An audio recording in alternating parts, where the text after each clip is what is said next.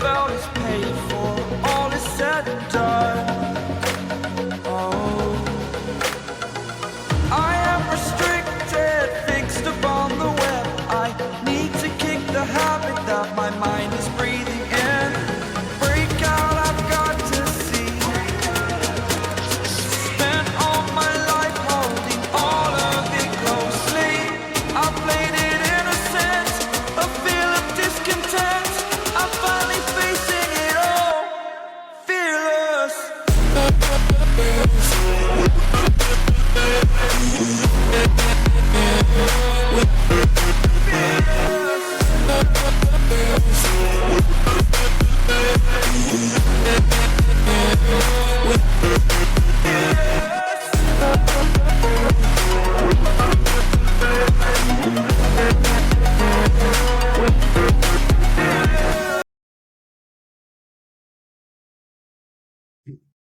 Good evening, everyone, and welcome back to BulldogMatt's Healthy Minds and this third episode of the Fiat system and the Negredo of it, or the dark night of fractional reserve everything and inflationary bubbles. Hello everyone. Hi Shubham, Matt. How are you? I'm doing great, thank you. How are Yep, you? after a long time. Yep. I'm doing terrific. I have been into some of the weddings. I had bad health as well, but then now alive I'm and so kicking. sorry. Well, I'm glad you're back. I was off for 8 days with respiratory infection myself, but now I'm back and kicking. Right, Great. so last time I think we stopped here at the sixth slide, and we were talking about the false self in psychological terms and how it manifests in global economy, especially in a fiat system.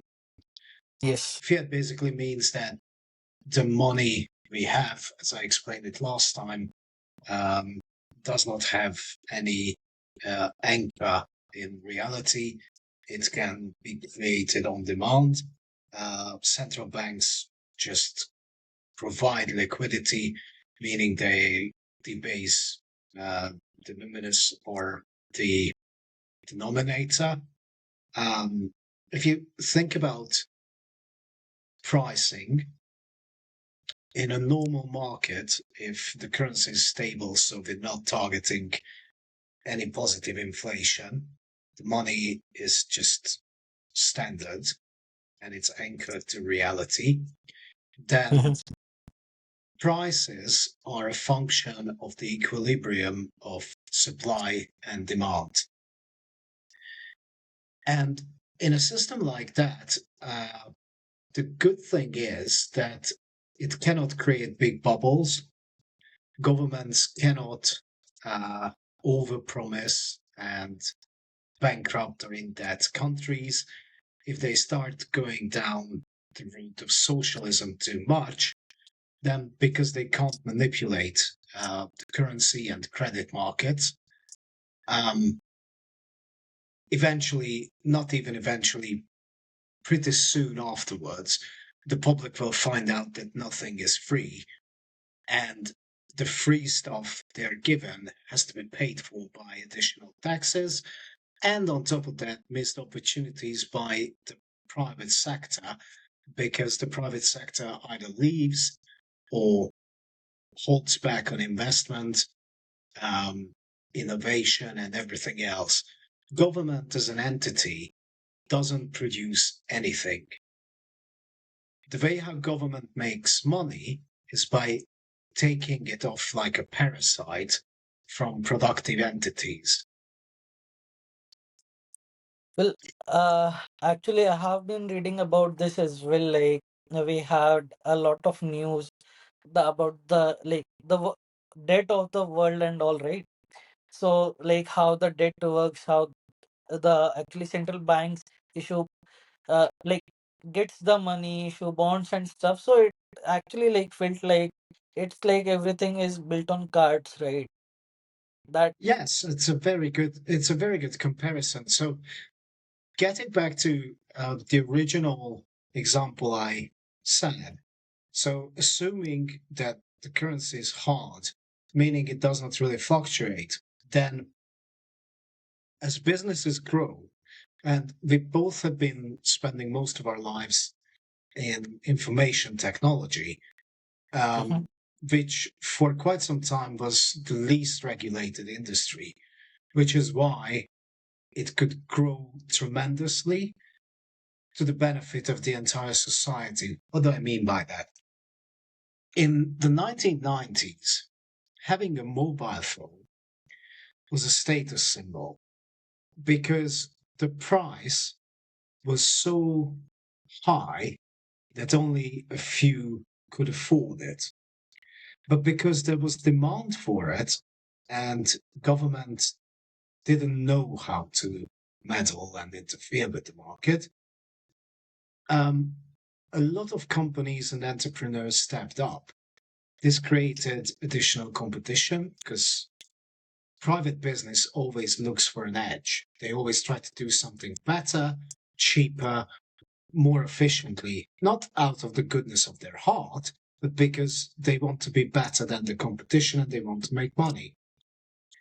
As a result of that, you could see that hardware, software, everything else has become more and more affordable because if you take a look at the laptops today, they are, I don't know, 800 times more powerful than the ones we had just 10 years ago. True. And price wise, if you take out monetary inflation, they're actually cheaper. Now, True. I'm not factoring in or um, currently there are certain things that are impacting the supply and demand of the market, mainly with the explosion of AI and over concentration of capital and development in AI and related data centers. Um, there's a supply shock, which is why you can't really even buy memory, GPUs, and certain Mm. components True. because everything is consumed by the big giants. But over time, the market will adjust. New suppliers will would normally step in, and that will bring the price down. Uh, Now, uh, on that part, I believe like I have read an article maybe that some of the big companies actually bought the GPUs that they were expecting to use into the AI, right? They bought it. Now they are there, like they have it, but they don't have the other components that actually might use them. That they require to actually deploy the whole system, right? So that's how we saw mobiles and other things like the Samsung higher end phones, right? That they are getting expensive because they have component shortage and stuff. But the components are actually like sitting in a place that are doing nothing because someone expected to grow by that much and they didn't actually got the other things to use the thing, right? well, eventually that capital cannot sit idle. So that company will eventually has to make a decision, either sell off their inventory, because think about capital. I mean, I'm running my own company now, and um, the way how I think is I only need cash for everyday expenses. Everything else I want to put into productive use, either invest it in stock market or my skills or hire someone, because cash, especially under the current regime, is losing value every single day. And the only way how you can make a living or better your circumstances is if you invest it either in your skills or a combination of your skills, maybe assets, maybe expanding your business, doing something with it, right? If you just have cash and it is sitting idle doing nothing, then even at the 2% inflation, which is a lie, and we are higher than that anyway, Yes. it's almost like sand. It's just or more like a melting ice cube. So the time is ticking. Now, Mhm. the most prevalent example of this manipulation, other than government debt, is in asset prices like housing. So governments, I think since the 90s, and coincidentally, that's the time when they fundamentally changed how they measure inflation. That's a surprise, right? um, handled every single crisis the same way. They printed a lot of money. Now, getting back to the previous example, if you think about prices of goods and services as an equilibrium of supply and demand, right? But the price, the unit of measure, is money.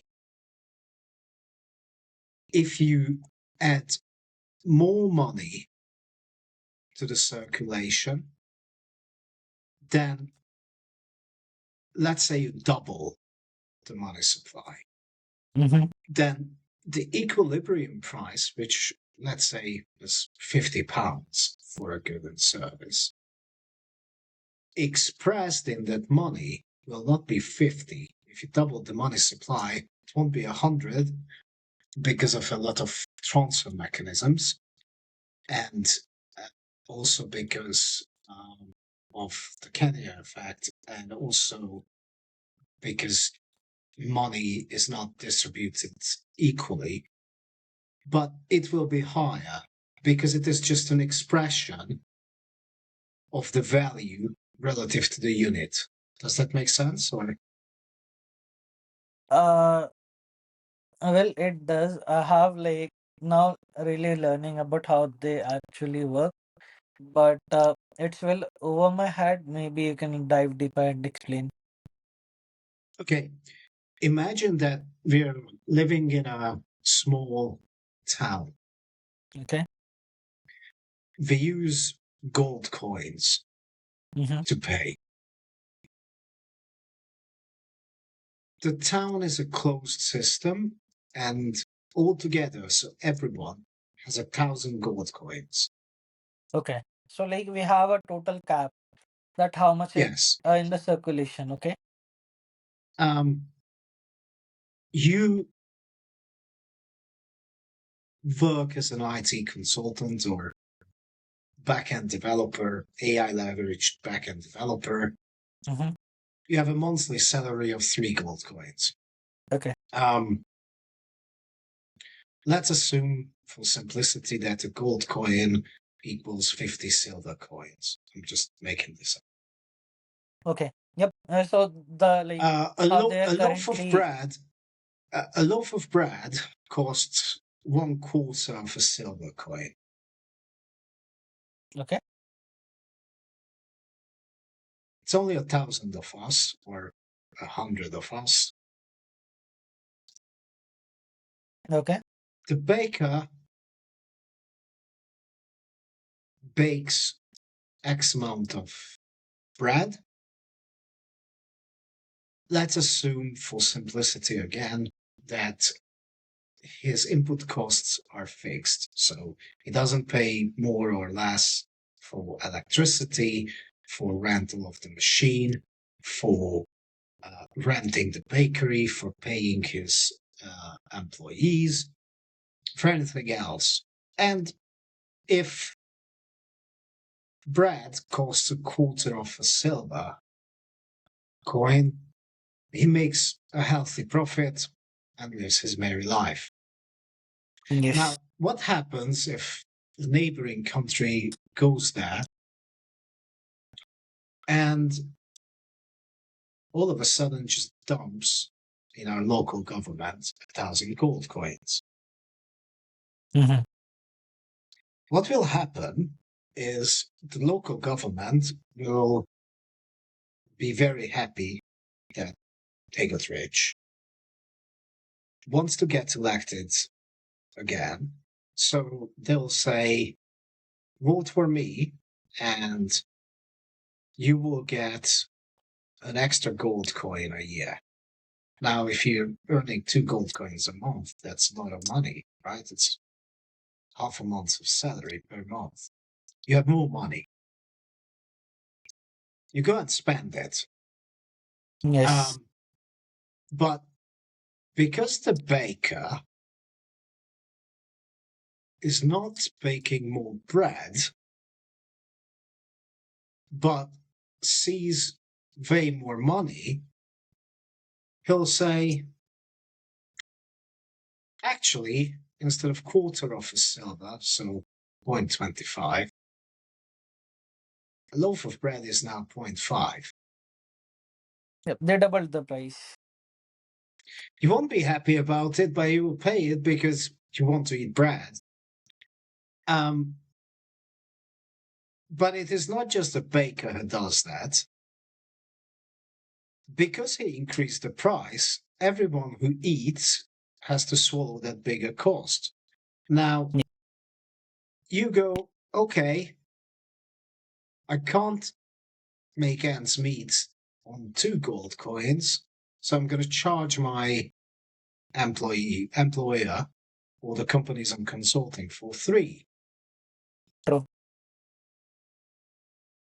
The way how their business operates, they either need to be more efficient or raise prices. And Correct. that's the problem. Because in absence of producing more, adding more money into the system will only inflate prices.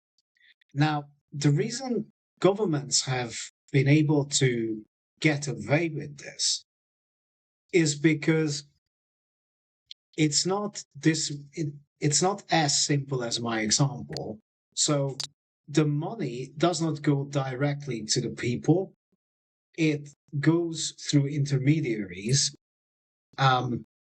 First, the government, of course, because they need to monetize the debt, because they promised all kinds of shit that are unsustainable. And once the public sees it as, oh, I have a right to someone else's property and all these benefits and everything else, they would be really upset if someone tried to cut back on the expenses side. And the politicians don't want to be booted out or hated, so they are not going to do that. And this extra money usually flows to the banking system. The banking system, by and large, disproportionately, other than financial services and some other shenanigans, gives out loans and multiplies the money, by the way, because it's not like if they collect £1,000 in deposits, they don't give out loans equivalent to £1,000. Usually they give out loans to the excess of 5,000, 10,000 pounds. These ratios are regulated, but they Yep. multiply the money as well, which Also, gets into. I believe like when we actually started this, right? So we had a closed system, right? So even if the extra money comes in, it will get divided evenly after, like in some time to all the people. But the cost of the goods are going to rise because the goods are the same in the same quantity, right? Even if the money actually is there, the price they can only buy so much of it with that the same ratio, right? Yes, because money in this regard is an expression of value. It's a unit of measure. So, in other words, um, just to give you another example, you drive a motorbike. You have to get from point A to point B. Yes. You measure it in miles per hour in India, right? Right? The speed. It is like kilometers per hour. Okay, let's use kilometers per hour. So let's say your average speed from home to the office is 90 kilometers per hour. Okay. And it takes you an hour. I'm just making this up. Now, the government decides that the unit of measure for speed, instead of kilometers per hour, is going to be half a kilometer per hour from now on. So, in theory, you're doing 180, but you're still just making a 1 hour journey. Yes. Just because the unit of measure changed, your actual speed hasn't changed. Correct. But the expression of the same unit doubled. Yes. Now it's like Now, that's 180, the same, the unit, whatever it is, right? It's doubled. now in this regard, the price of money or credit itself is the most important price in any economy. And the reason behind it is because if it's easy to get credit, then people are not going to save. Why would they? True. I can just consume and no problem. Especially if it's cheap and there is inflation, even if it is Yes. just 0.5%. So savings rate will go down, but at the same time, risk appetite will go up. Why? Because if you're not an entrepreneur, if you're not working in finance, if you're not a bank, then you have your monthly salary. And that is relatively fixed. Okay, you get a little bit of increase, let's say annually, but usually it doesn't really make up for inflation. Yes, And I have so, seen that. I am facing and the same. so, and on top of that, governments are kind enough to not increase the thresholds of their tax brackets with the rate of inflation, which basically means that the effective inflation and the effective taxation goes up. So inflation goes up, they collect way more revenue. Your brackets stay the same, even as your employer tries to give you a raise to offset inflation. The bigger half is swallowed by the monster. Yeah, By the government. I got you. And as a result of that, de facto, you're getting poorer and poorer and poorer. Now, what does the average Joe do about this? They don't like it. So they're like, okay, how can I defend myself? Because I'm living a prudent life. I'm not consuming everything I have every single month. I'm saving for a rainy day.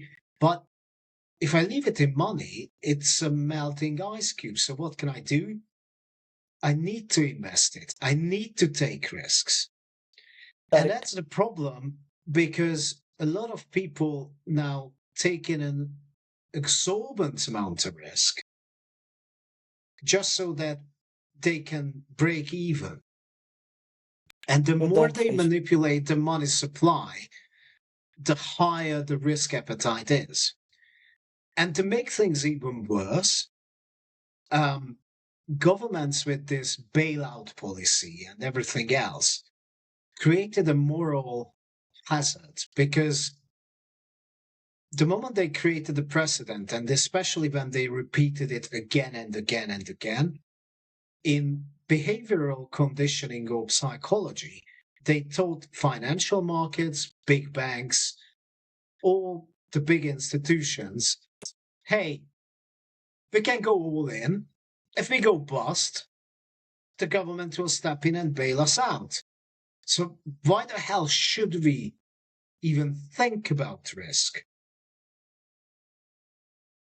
And the government has been busy taking away any kind of risk aversion on every level. They said we're going to guarantee bank deposits and increase the amount. Now it is £120,000 in the UK, guaranteed by the FCA. Of course, they don't have money in order to back this claim, but theoretically they do. So you're not going to take a look at the bank, your own bank's balance sheet. You're not going to take a look at what the hell are they doing with your money. You're just like, if they go bust, the government will bail them out. The banks, they go, oh, well, this shadow banking or private credit system seems a little bit dodgy with payment in kind and commercial real estate. And it seems like that they are having very illiquid assets, which are also high risk, offering really high returns. But at the same time, they promise liquidity, which just doesn't seem to add up, because even if they had everything tidy and backed up, if your money is sitting in big real estate, you can't just liquidate it at a fair True. value on demand, Yes. right? Now, that's one of the bombs that are going off right now, started with Blue Owl and Mountain Capital. I think it's reaching Aries soon enough. And now the same banks who were complicit in creating this system in the first place are offering vehicles for hedge funds to short it. It's beautiful, isn't it? Well, I believe I've heard of a case study in which around in 2008 someone actually shorted the market, right? And he actually went ahead and became a billionaire at that time. It was in the Um, UK only, I believe. Michael Burry got quite rich on it, but Peter Like Schiff around did the same, and anyone who was actually seeing the whole scam for what it was. To some extent, I'm doing the same myself now. um, uh, because I know exactly what's sitting on the bank's balance sheet, and especially now, what a very strong DXY or dollar combined with high oil prices and the trapped Fed is going to do with the commercial real estate refinancing and with the private credit lending, just dominoes started falling, and they created a full AI system to monitor everything. So, yeah, it may not make me a millionaire because I did not have that amount of capital, but so far I've made quite good returns on it. You can read the layman's explanation and sure. what is going to happen when if you sign up to my newsletter. I think I've added you there, but Yes, anyway, yes, that's not the point. yes, I have signed up and I'm there. Um, there's a big cheesy bank here in the UK. Just take a look at their. I'm not going to say it's on this channel, but my put options already paid out 103% return on investment on that Wow. bank because I knew that it was a sugar high.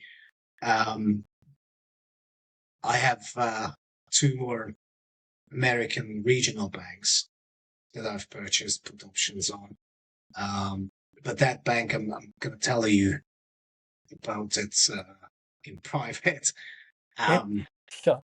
just take a look at their stock price in May when a certain auditor forced them to mark to market the toxic debts they are already holding. Anyway, I'm getting off the rails a little bit. No So worries. basically, governments and central banks are not only complicit, they're engineering this muck. And part of the reason they are doing it is because when they print money, as I said before, it doesn't go directly to consumer prices first.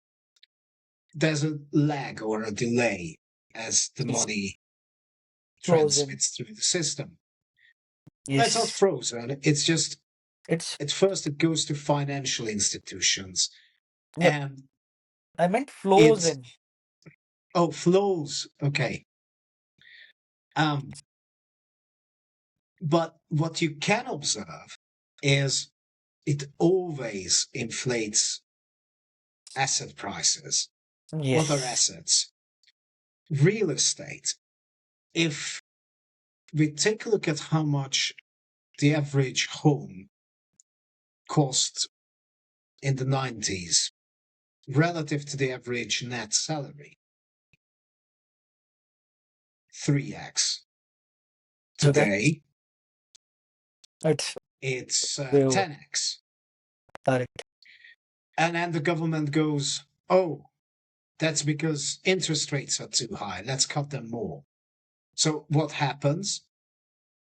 They cut interest rates, money gets even cheaper. The banks will get a bit more money, which they can play with and play a casino with it. And at the same time, immediately, the purchasing power, because at lower interest rates, you Lower. can afford, no, uh, at lower interest rates, you as an individual can afford to pay more for the asset. So if I'm on the seller side of this, I'll receive higher and higher bids for the same asset. So the price inflates immediately. The price of bread doesn't go up immediately, but the price of housing will go up. But are we better off overall as a society by that? No. As a matter of fact, unless you're the financier or the realtor or anyone working in that sector, you're sort of paying a subsidy to them. It's just invisible. Yes. Now, the other side effect of this lovely game they're playing is overall, as a society, we become ever more indebted. We're so deep to the neck to debt as corporations, private individuals, and sovereign states alike that it's mathematically impossible to pay down that debt.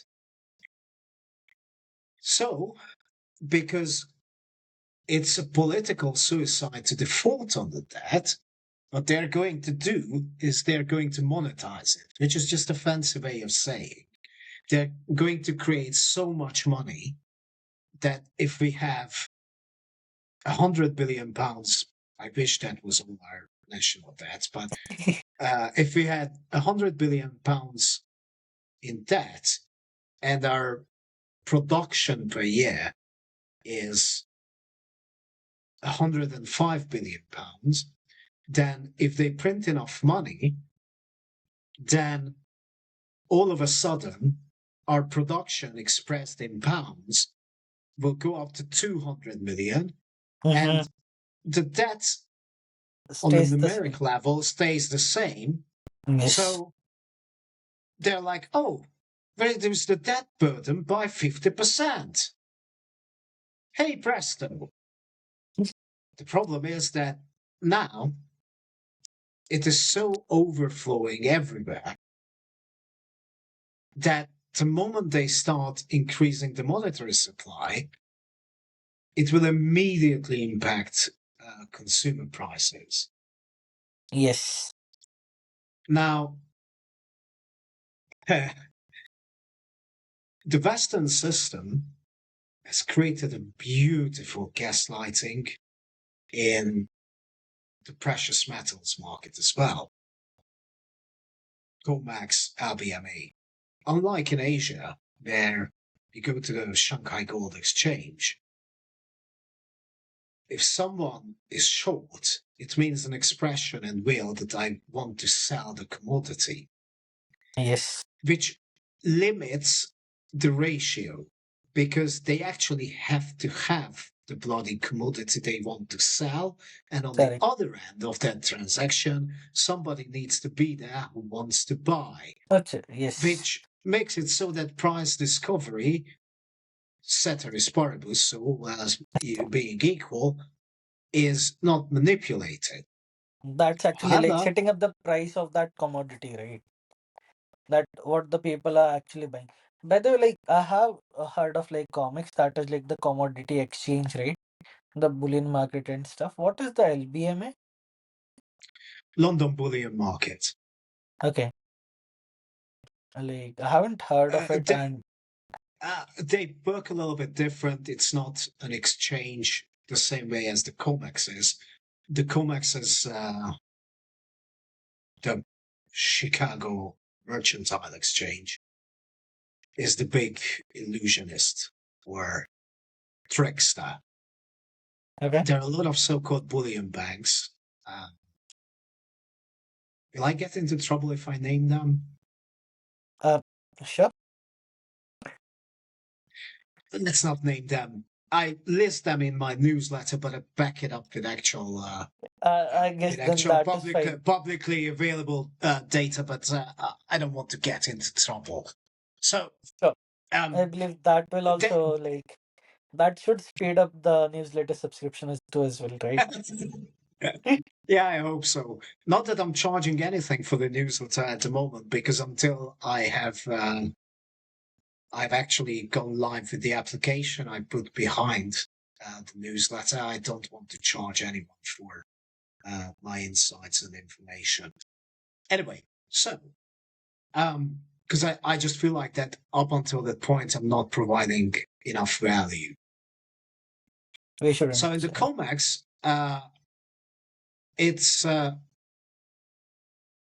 they have a market, but it's electronic, and the function of that market is not really to trade physical commodities. okay. Some people go there to buy, but in order to get exposure and bet on the prices going up and down. So day traders, they go there, see the trend. Oh, the technical indicators stay, say, short until this pivot point. They click on short. They don't have the metal. They have no intention of selling anything there. They Mm-hmm. just want to make a profit by shorting Okay. Yep. the price and then exiting the trade at a lower price and pocket the Yes. difference. Um, the actual trade, physical to paper demand ratio, has gone up to 17 point something today, which basically means that every single every single ounce of metal that the COMEX actually has 17 times of claims against it. I got you. Now, usually, or up until now, it has been working because most people in that market had absolutely no intention of actually trading with the commodity. The problem Mhm. is that as a side effect of that, they have suppressed prices so substantially, artificially, for decades that there was no investment in actually producing silver or gold. This is the sixth year of a structural deficit in silver, where industrial production alone consumes more than what we produce. And Oh, silver production in terms of mining is because usually if prices go up a little bit, then supply follows. Because if I can make quite a good profit in doing something, then other people think about, hey, I should get into this business as well. Because I'm happy to take half the profit and just, have a slice of the cake or the pie. But they kept it so suppressed that there hasn't been any new mine exploration for decades. And now, I mean, there was a surplus of physical inventory. But because it's the sixth year, we are sort of running out of it. And silver is actually consumed by industry yeah, in like the medical industry for very sophisticated it's medical true. devices. They need silver. The defense industry, silver has the highest conductivity of all the Uh, elements. yes, Um, Now, some people say, okay, it's going to be replaced because one of the biggest industrial consumer is the green industry or EV and solar. That's all well and good, but in an electric car, you can't really replace like it with anything else because the moment you do, you lose efficiency. In solar, yeah, to some extent you can replace silver. The other problem is that what are you going to replace it with? Because if they replace it with copper, um, first of all, copper does not have the same conductivity, so the yes, efficiency of the solar panel will go down. Second of all, copper corrodes, silver doesn't. So the longevity of the solar panel will decrease substantially, and so does the quality. But the yeah, third problem is that they have been running the same muck with copper as well. And with the AI data center boom, they are consuming an exorbitant amount of copper and silver. So once silver runs out and they look for a substitution, they will soon find that, oh shit, we don't have don't copper have either. any.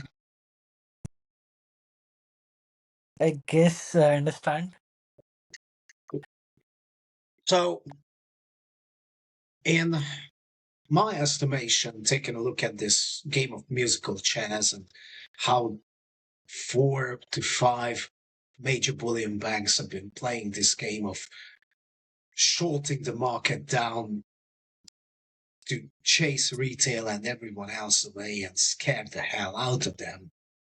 Then standing for delivery, taking the silver very cheap.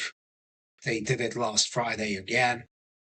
Yes, I have seen Then like then they rotate it between the eligible and registered, and then they will step back again, let the price rise a little bit, and dice again, manage money so they have liquidity, and will start playing the game again. There's only one problem with it is that they can't do this shit with in industrial users, the Department of Defense, true. and other big companies because they'll just go like, oh, you shorted the We need price down. That's brilliant. I'm going to take all snap for delivery and actually load it to trucks. And eventually you will run out of physical metals, at which point you cannot manipulate the price any longer. You are, the and I prices will can't wait soar for up. that to happen. I can't wait for that to happen. And the other thing I would really love to see is, nah, I'm not going to say that. Well, But I believe. Go ahead. in my humble opinion, then, especially in the case of silver, which is considered uh, a metal important for national security, when these banks are manipulating the price, allegedly, well, the pattern which I have been documenting based on publicly available data Mm-hmm. makes me think that, plus 10 years of history when they paid more than $1 billion for charges on spoofing and price manipulation. But I'm not going to name a single one of them because I don't want to get into legal trouble. Okay. On the other hand, I can give our listeners some hints, and then if they do the research themselves, I'm sure they will be able to find exactly which banks I'm talking about. Okay. But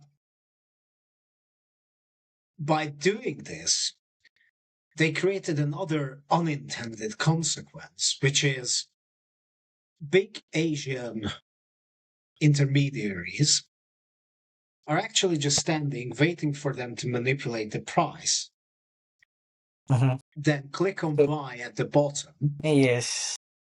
take delivery, and by doing so, they are giving a Black Friday discount to our geopolitical adversaries. And in Yes. my humble opinion, that is borderline. I'm not going to say that. But there's a very good um, legal term I would be tempted to use Okay. for such behavior. And I think in English common law, there's precedent for that as well. Anyway, where I was going with this, the good thing is that based on my tracking and lambda and industrial consumption, they have 3 to 6 months, after which they just run out. Yeah. And at that point, nobody is going to use their lying, manipulated intermediary. And Correct. then real price discovery will start, and people will be really surprised when they find out I trust you the on that. real price of precious metals. I would like to add to that another data point which you will find very interesting. From the 1st of April in India, ETFs are no longer constrained by previous rules and regulations, and are officially authorized to hold up to 35% of their holdings in precious metals. Wow. Well, let's talk that about that later on. I will be actually too much interested in that, and it will be let's actually maybe wrap this up here, and maybe we can continue next time. Sure. I'm sorry, let me just wrap this up in 5 minutes, Sure. and then we can let's go. The importance of why was I telling you all about this is if we try to mirror the behavior of certain participants in this game, politicians, central banks, bullion banks, and certain market makers, it mimics the behavioral psychology of a narcissistic abuser. The false self or the illusion they create is wealth, in a sense that if you think that, oh, my house, which I bought 10 years ago for £200,000, today worth £500,000, then I'm Mm, rich. That's an illusion, but that wealth effect is something they even admittedly banking on because it drives changes in human behavior. People are more willing to go to that, more willing to consume, which again jacks up the numbers artificially. They do Yes. gaslighting. Mm-hmm. Exactly what I was explaining about the real price and value. Not just Yes. in the precious metals, they do it with all commodities and other places, but I don't want to get into details. But just like a narcissist, there's internal emptiness behind it because the vaults are going to be empty and hollow pretty soon. And this is what I call the Negredo. When they run out of lies and reality forces them to face the truth and reality, there's no escape. All this cheap credit has created a commercial real estate time bomb and a private credit time bomb and the sovereign debt crisis. With the refinancing dates and measures, Mm-hmm. this year is unique because all of these are colliding. And when these bombs go off and the broader market realizes that, well, central banks cannot fight inflation, because if they do, then the entire financial and credit system will collapse Yes. as it is, because it's unsustainable without extra liquidity and even bigger bubbles. Then they will realize that unfortunately the system will always choose to save itself, which in this case is at the very least runaway inflation. And I'm just hoping that it won't result in hyperinflation. Silver, gold, and technology will become the only walls that they can't break. I was talking about Darvo, deny, attack, reverse the victim, and perpetrator roles. That's That's right. exactly what they do. That's Yeah. exactly what they do with these kind of flushes, paper shorting. Like a Mhm. narcissist in an ego deflation, they rage. Correct. I We could have have added discussed another about this. one. I could have added another one in terms of silver because they crashed it down again using certain things that collide with this, with the higher dollar, higher brand, and the inverse correlation between the two. But they, I mean, the amount of paper shorts they were hammering the market with was absolutely mind blowing. I have all the data and the details in my newsletter this week. But the reality is that we did not have more material, and the value of a scarce asset is unchanged.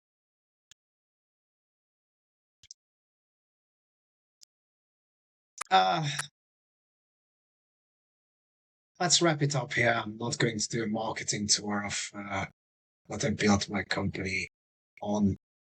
I should not even have done it in the first place because it was a good topic. It was Correlating actually, market mechanics and behavior with human psychology and Jungian individuation, but probably it's better if I keep it separate. well, yep, it was really eye-opening for me as well. I have been actually following a lot of things these days. And yep, now I am actually starting to understand these things. Well, it was a I'm really glad. long discussion, like from first episode to this And one. But yeah, it was a really interesting one for me, and I believe for all the people watching it as well. I'm glad. I'm glad you enjoyed it. If anyone has any questions, feel free to comment. I'm more than happy to answer. And yeah, stay Great, safe out there. Believe in yourself and remain grounded. great. Thank you, everyone. See you. See Thank you, you. Matt. See you, Shubham. Bye. Pain I felt is paid for.